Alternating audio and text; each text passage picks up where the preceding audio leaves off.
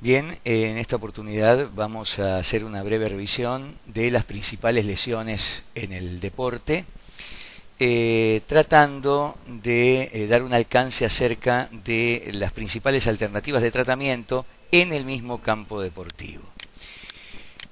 Vamos a comenzar con las lesiones musculares, que son muy importantes en las competencias deportivas. Antes de comenzarlas, es bueno revisar los tipos de músculos desde el punto de vista anatómico. En el cuadrante superior izquierdo vemos los músculos acintados, como por ejemplo el sartorio, músculos acintados con inserciones como el recto anterior del abdomen. Hacia el lado medio superior del slide ven ustedes los músculos fusiformes. Los músculos fusiformes son el bíceps, por ejemplo, o el tríceps, que tiene una gran capacidad de elongación y también de contracción. Sin embargo, no tienen una gran fuerza. Hacia la parte derecha y superior están viendo los músculos triangulares, como el pectoral mayor. Y en la parte de abajo de la pantalla pueden apreciar los músculos peniformes, es decir, los músculos que tienen forma de pluma.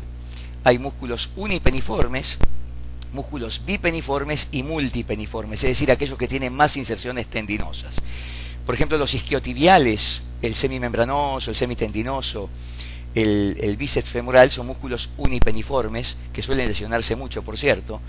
El recto anterior del cuádriceps es un músculo bipeniforme, que lo ven ahí, también lo pueden apreciar, y el deltoides es un músculo multipeniforme.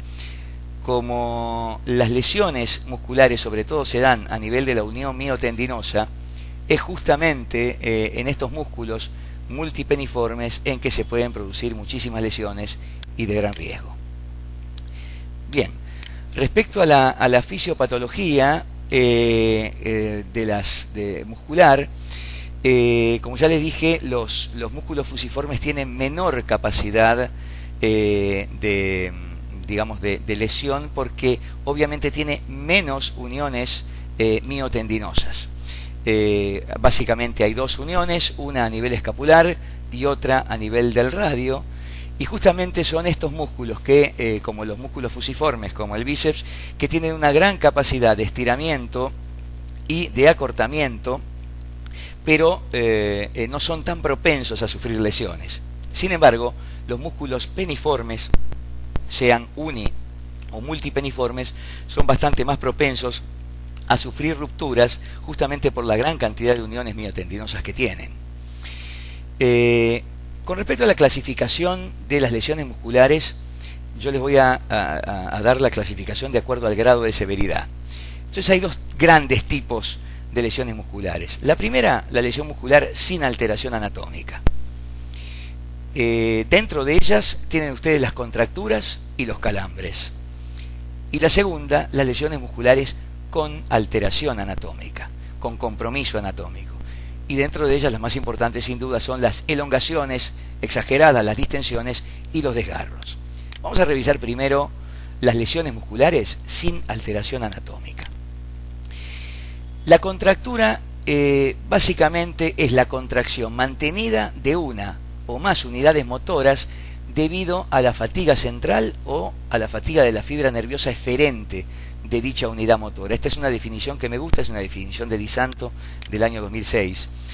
En todo caso, la contractura se da por un mecanismo, por un componente mecánico, digamos. Existe un gesto deportivo que pudo generar una contractura. En cambio, los calambres son situaciones locales de origen metabólico.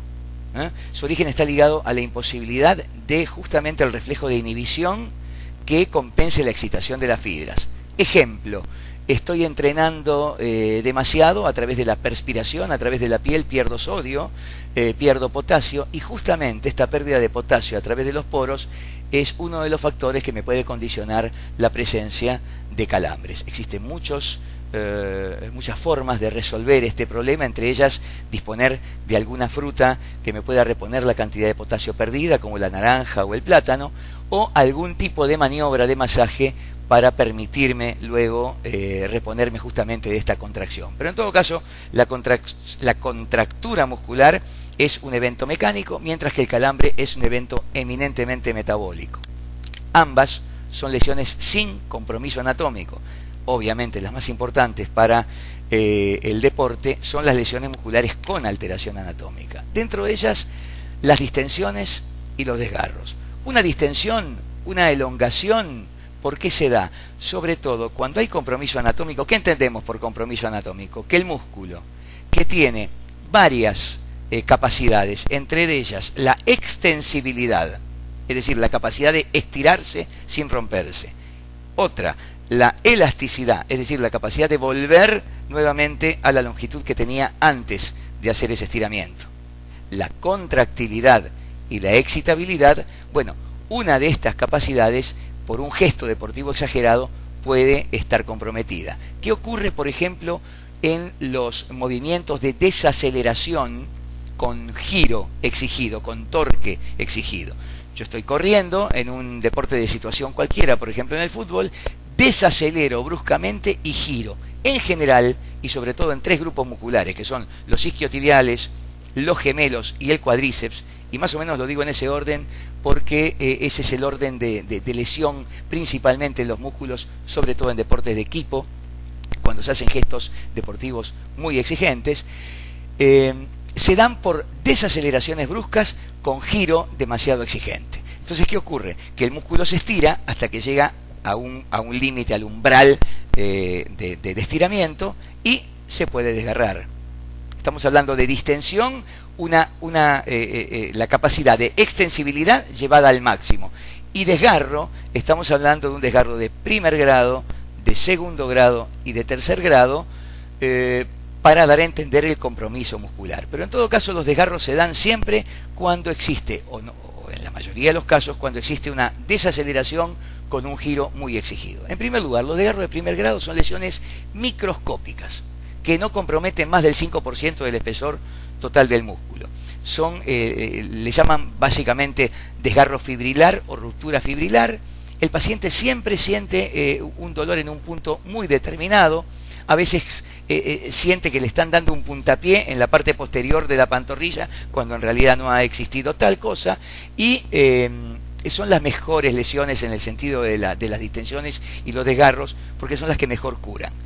Sin embargo, el diagnóstico de los desgarros de primer grado, de las rupturas fibrilares, son bastante difíciles, aún para un ecografista muy bien entrenado. Ahí están viendo ustedes una típica ruptura fibrilar en ecografía, es decir, un desgarro muy pequeño, que da dolor obviamente después de haberlo sufrido, pero que básicamente lo que debe hacer un profesional de ciencias del deporte es diagnosticar esta lesión, no ecográficamente por cierto, sino a través del mecanismo de lesión. Lo primero que hay que hacer para reconocer una distensión de un desgarro, es decir, una lesión sin compromiso anatómico, de una lesión con compromiso anatómico, es preguntar, si es que no hemos visto el gesto deportivo del jugador, preguntarle cómo ocurrió la lesión, en qué momento comenzó a sentir dolor, y ahí recién nos vamos a dar cuenta de qué pudo haber pasado.